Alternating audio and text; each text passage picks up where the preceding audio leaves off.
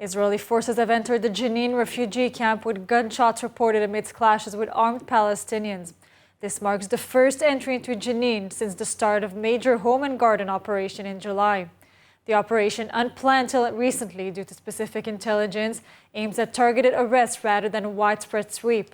Elite commandos, including the IDF's Duvdevan unit and Sayeret Golani, are involved along with border police officers. 3 Hamas members were arrested, with one of them, Hassan Mohammed Sobech, had been wanted by Israel for months for his involvement in a string of attacks. The IDF had previously allowed the Palestinian Authority to regain control of Jenin, but has now entered the inner camp. Earlier, Israeli forces arrested 16 Palestinian terrorist suspects in overnight raids across Judea and Samaria, confiscating stolen military equipment. This is a developing story. And now Prime Minister Benjamin Netanyahu embarked on a 2-day visit to Cyprus, strengthening the bonds of the trilateral alliance with Greece and Cyprus, right ahead of his meeting with Erdogan. Our commitment to democracy and our common interest in the region, to fight radicalism, to fight terrorism, to fight those who don't share our worldview and want to destroy our world.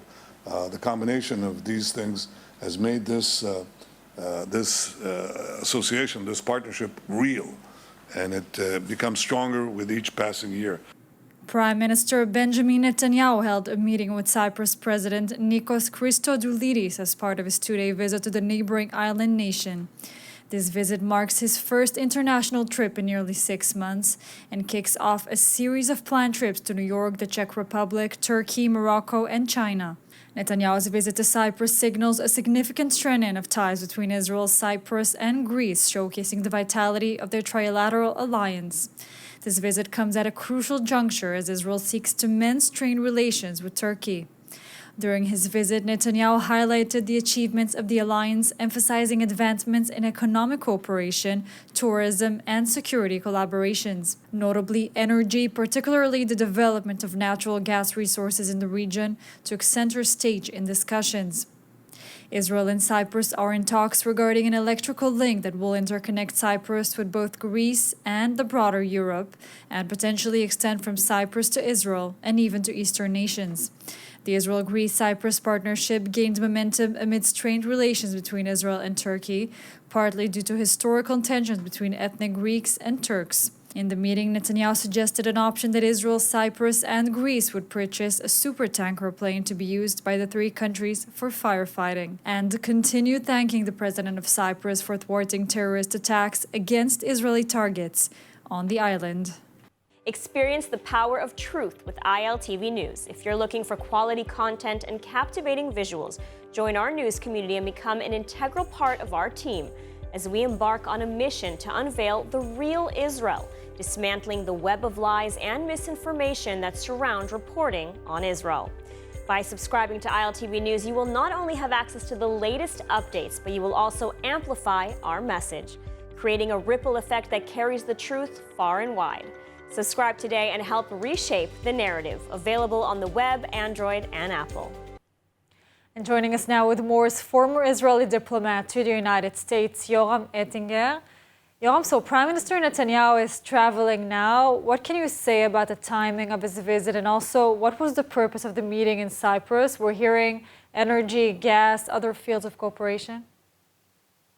Well, the main message of the visit to Cyprus and Greece and the coming visit to Turkey has to do with Israel's enhanced strategic posture, not only regionally but also globally.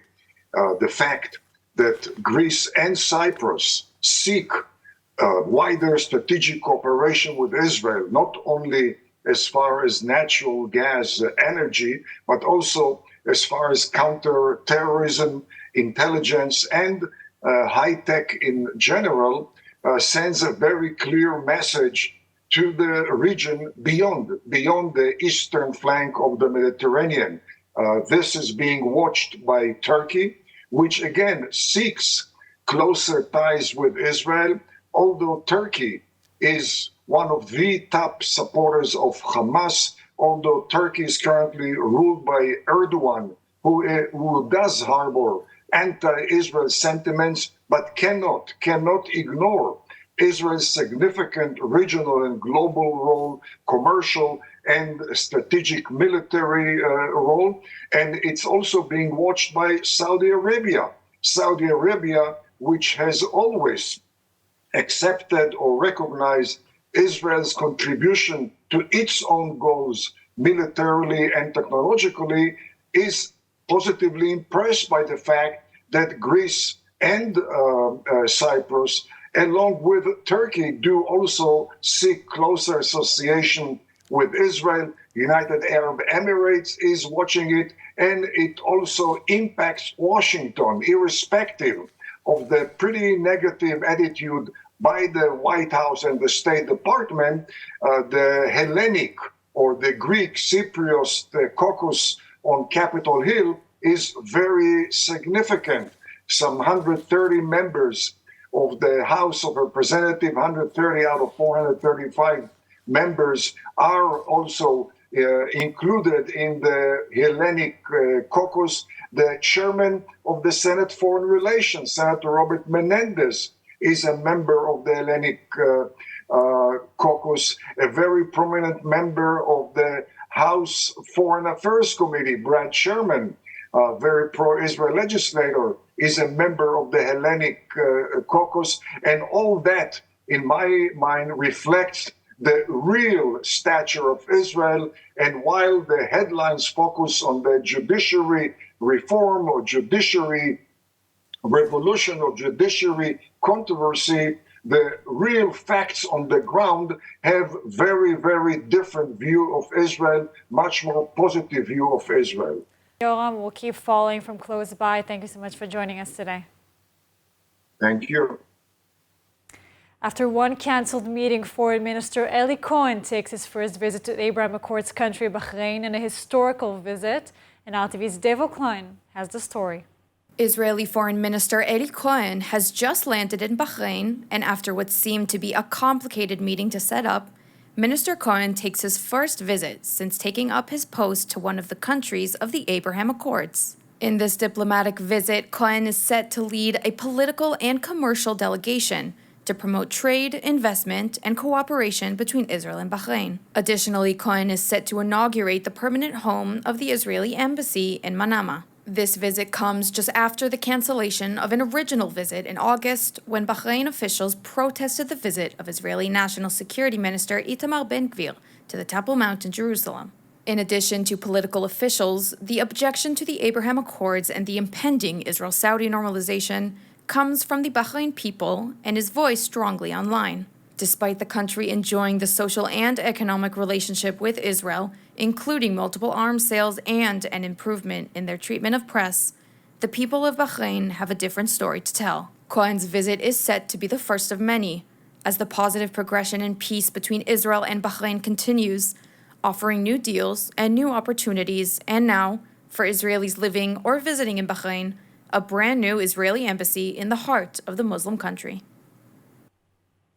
Israel's quest for enhanced defense capabilities takes flight as the Defense Ministry formally requests 25 additional F-35 stealth fighter jets from the United States. The move is a partnership between these two nations in a $3 billion deal bolstered by U.S. military aid, and ILTV's William Sharon reports.